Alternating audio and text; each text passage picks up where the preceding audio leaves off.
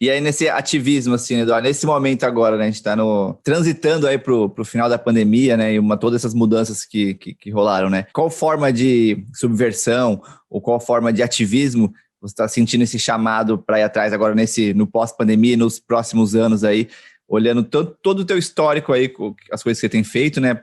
Uma que você me falou até recentemente, o lance da tinta feita de lixo, né? Acho que assim, toda essa questão da sustentabilidade, e quando você fala da Mata Atlântica ou da relação com o meio ambiente, né? E como te nutre, eu vejo, estar perto da natureza.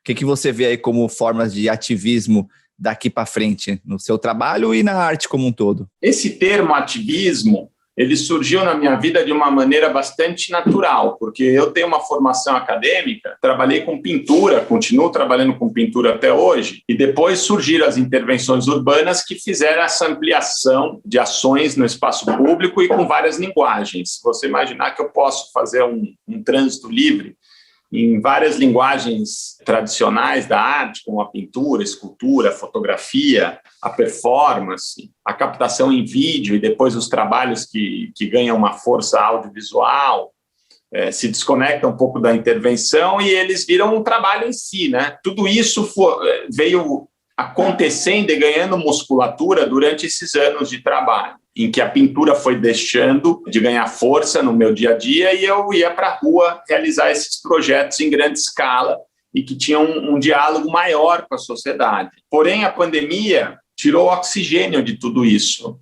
A gente poderia pensar de que eu fui forçado a voltar para o ateliê, uma vez que eu já não tinha condições de fazer ações na rua. Não dava para fazer esses trabalhos.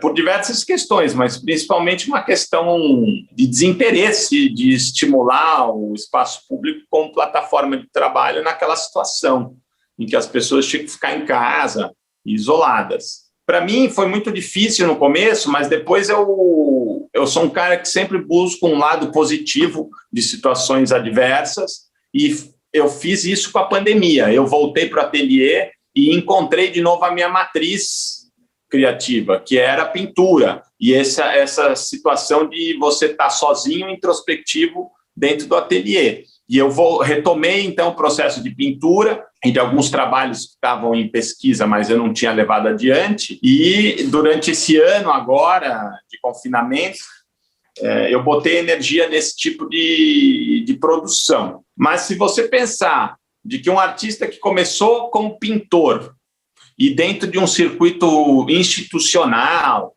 de galeria, museu, quando eu ganhei os primeiros prêmios, a partir do momento que eu saio do ateliê e vou levar a arte para o espaço público, vou democratizar esse acesso, vou para as periferias, realizo ações sociais, sempre que possível dentro desses grandes projetos, isso já é um ato político. Já existe um ativismo natural do cara que cansa do ateliê e vai para a rua, vai levar o trabalho para a rua, precisa fazer essa investigação onde as pessoas circulam e, dessa forma, gerar uma possibilidade de reflexão maior, porque você pega o cara de surpresa e você também amplia a possibilidade de diversas camadas e níveis sociais, que a gente sabe que no Brasil a cultura ela é muito enfraquecida, né, por decisões de governo e o próprio país. Assim, a gente tem uma dificuldade, as pessoas não vão para o museu, tem vergonha de ir numa galeria, então eu fiz o processo oposto. Eu levei arte para o cotidiano das pessoas. Isso é um ato político.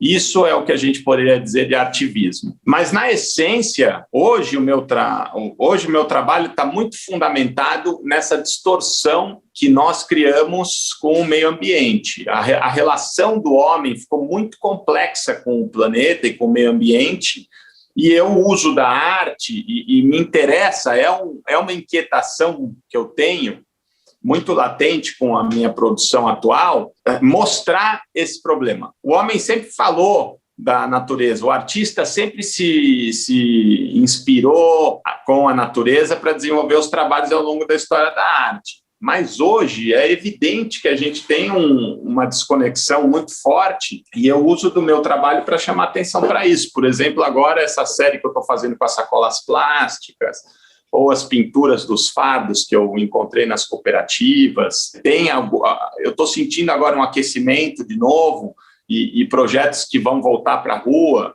todos vão estar fundamentados nessas duas questões que, para mim, são muito importantes e que a arte tem que falar, que é o meio ambiente, como é que a gente destrói menos e como é que a gente gera uma reflexão e, com sorte, uma conscientização das pessoas em relação a isso, e uma atividade social, de alguma maneira que você possa levar um exercício para as camadas menos assistidas. Você imagina, as escolas públicas estão sem aula até hoje.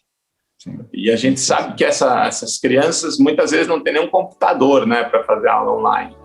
Então, o meu exercício hoje é pensar mecanismos em que eu possa usar de tecnologia e que o meu trabalho como artista chegue de alguma maneira para essas pessoas terem um alívio, terem um oxigênio lá.